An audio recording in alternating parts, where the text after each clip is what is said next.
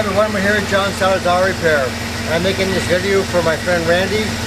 We're working on his daughter's Jeep, and I'll show you what I found out.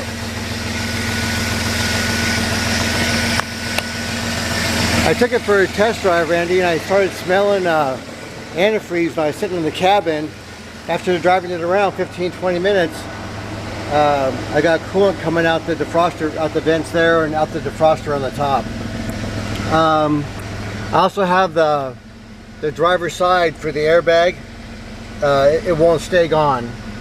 Then when I test drive it and I'm in 4th gear, it'll hunt in and out of 4th gear. This vehicle just been to another shop, as you know. It's got a super loud exhaust leak.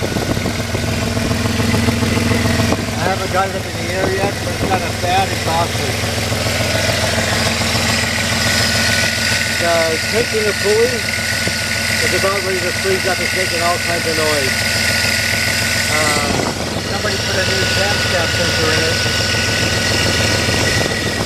I did pull the transmission fluid out. It is full.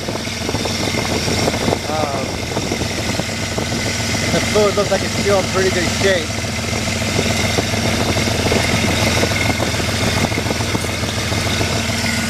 When I first pulled the transmission stick out to check it, it had a lot of bubbles in there, so I don't know if it's been a few years since the filter's been changed in it. Overall, when you start adding all these things together, another thing, when you turn the ignition key on, then you go to the next position to have all the lights come on, it doesn't feel like it's supposed to feel, so the ignition switch is going bad. When your daughter first took it to the repair shop, she told them when you turn the key on, nothing happened. No power at all, no instrument lights whatsoever. And then they kept playing around with it, then they came on. So the ignition switch behind the key, the electrical switch, is also going bad.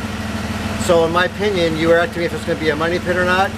Just finding out the heater core, then you go with the airbag and the tensioner, and they either needs an exhaust manifold or exhaust gasket at the least, and then the rear axle bearing, and then the ignition. You just keep going down the line.